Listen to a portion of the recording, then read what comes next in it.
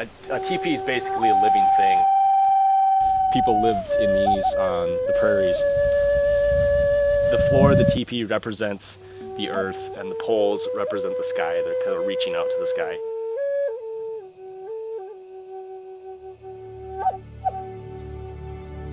We are having an enormous effect on this planet. And if I can kind of take myself partly out of that equation, that would make me feel better.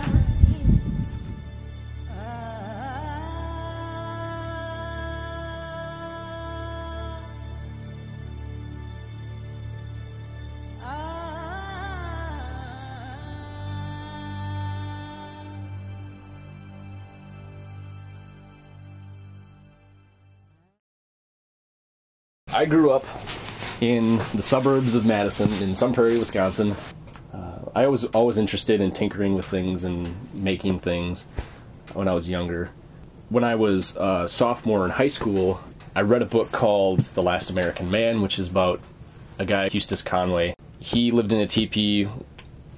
He tanned his own hides and all that stuff and hunted for his own food while he was in college. So after I lived in the dorms for 2 years, I figured, well, I could live in a teepee and go to college at the same time. I had called Eustace Conway's reserve that he has. I was talking to this lady that she's like, oh, well, there's these gatherings that you can go to learn all this stuff. And then I went searching on the internet and found the Lake Superior Traditional Ways Gathering. I've been going to that for the past 4 years. Now I'm teaching arrow making there. But that's where I learned a lot of this stuff from. And that's where I got introduced to the idea that living off the land is definitely possible. Let's start with the heart of the teepee, my nice warm stove.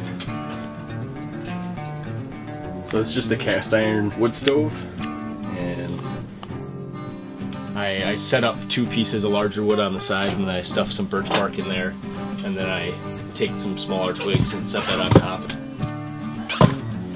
So it should be good for hanging out in here for the rest of the night. When I go to bed at night, I take a real big piece of wood and I throw it in there so the fire theoretically lasts all night. Sometimes it doesn't. Sometimes in the morning I make a fire, and sometimes I just go right to school.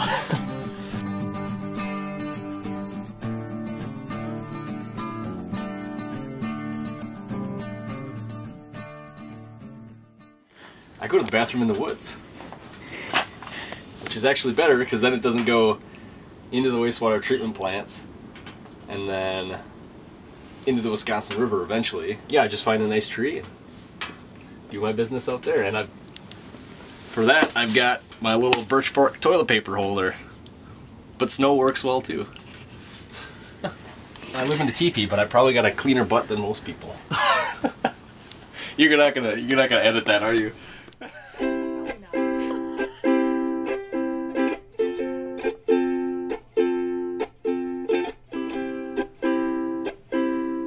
I'm really, really frugal. So I do not like buying things. Try not to go grocery shopping a lot. I've only had to go a couple times this year. I usually go to Cops, but dumpster diving is more fun. So I'd rather go dumpster diving, plus it's free. There's eggs in here. There's eggs. 2 peppers. There's more stuff in there, but it's buried and it's nasty in there right now, so usually it's not that nasty. It's not illegal. You have to be careful about it. Technically it's legal, but you still don't really want to get caught doing it. Onion and salmon, do you think that'd be good? This is a dumpstered onion. And if we analyze it, we will find nothing wrong with it. And I'm going to eat it. Just saved $3. I think of that every time I go dumpster diving. Oh, look how much money I just saved.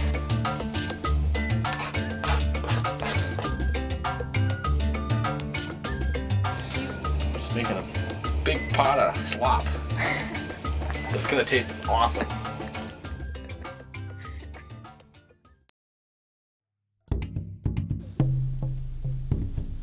like to make things myself. If I look at something that, oh, I need a spoon. It's like, well, this spoon is like $10. I could just make my own spoon for free. So I'm gonna carve a spoon here, and this is a piece of birch from the land right here. I picked a piece with a curve in it, and this is gonna be the bowl right here.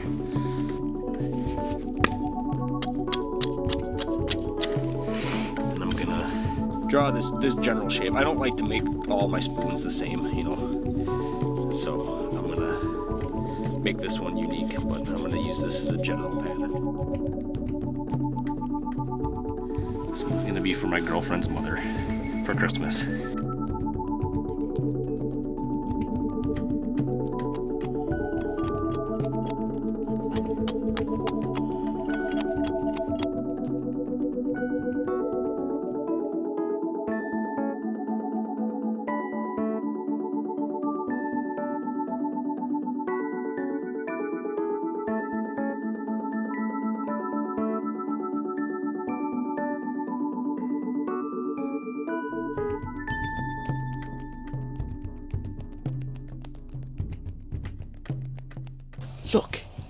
Look, it's a rare Jared in his natural habitat.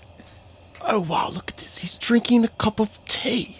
Oh wow, look at that, he's just burned himself. When I first started doing all this stuff, it's not like I was really good at it. You know, I struggled with it. People don't like going out of their comfort zone. I totally went out of my comfort zone when I first started living in here.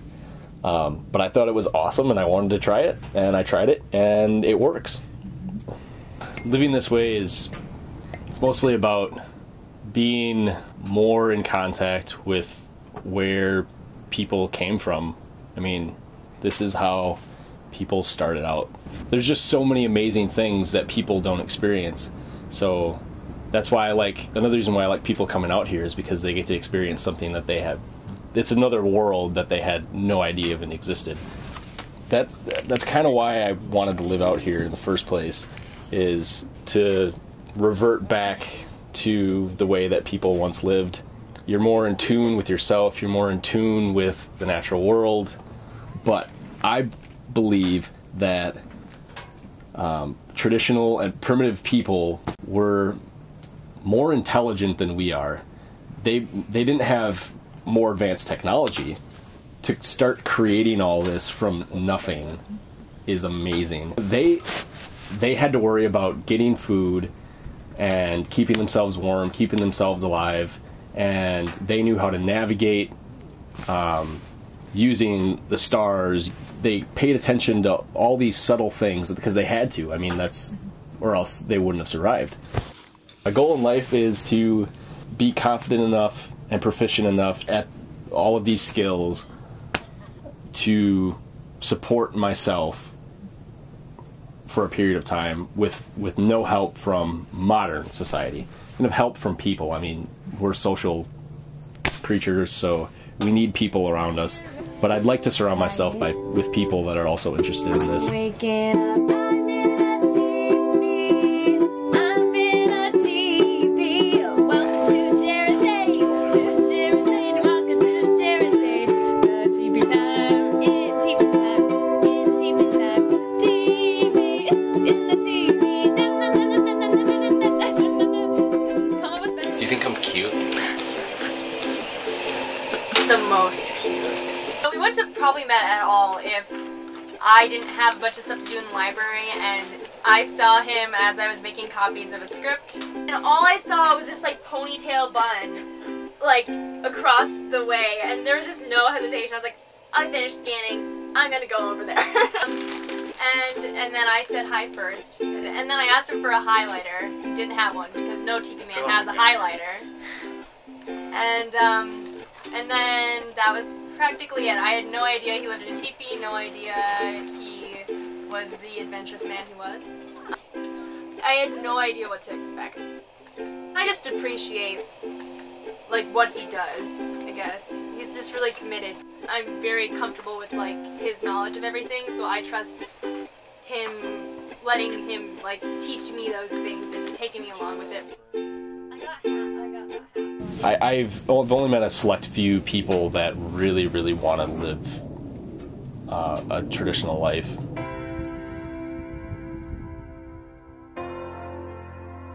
We lived in teepees together for 8 years. Yeah. It was 8 years. Yeah. Seasonally, so that was usually like April to November. Yeah. Not quite ready for December's in a teepee with babies. So we'd go south with it. Set them up in the desert in Arizona. It's a nomadic lifestyle. They're great. You know, It's a living structure. I think the weird part about it is when you just start living that way and you live that way, it just becomes just natural for a long time. And it rains and you know it's raining, and if it's storming you know it's storming, and if it's windy you know it. So I don't know, it was easy for us. It was just natural. It was just, that's what we did. I got an email from Jared.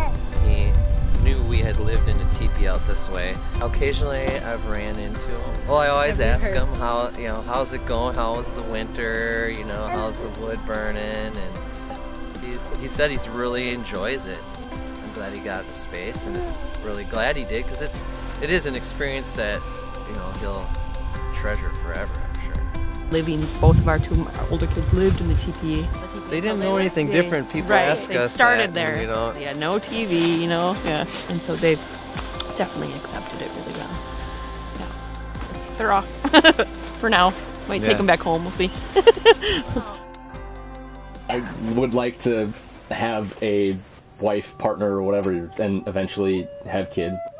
I could, you know, teach them to live more sustainably, and then that's just one more person that can help change the world. We're not going to fix the world. Coming from a biology, wildlife background, and the classes I've taken, I'm in conservation biology right now, just hearing about all the shit that we do to this planet and how there's basically no turning back. Our generation needs to be the turning point, because at this point, we are screwed. We really are screwed. I mean, we're going to end up having a huge, maybe not in the next 100 years, but we're going to end up having another world war where people are going to be fighting over resources because we've depleted them so much and we've polluted them. And within the next couple 100 years, maybe even earlier, the way we live is going to be totally different. Because you cannot sustainably live like the modern world does. Living like this doesn't mean I'm not comfortable. I'm really comfortable a lot of the time. Maybe not waking up in the morning and getting out of bed, but it's worth the hardships. I mean, and it's really not as difficult as it seems. If you want to do it, then you'll do it, and you'll make it work. I find that I complain a lot less about little things, and that's what I've noticed. This day and age, people just complain about little things, and it's ridiculous. There's people with a lot bigger problems than we have in this country. I don't take things for granted as much as I used to. I understand what it's like to live a normal life, and I mean, I still do live a pretty normal life. I just live in a teepee as opposed to a house. And everything just takes a little bit longer to do.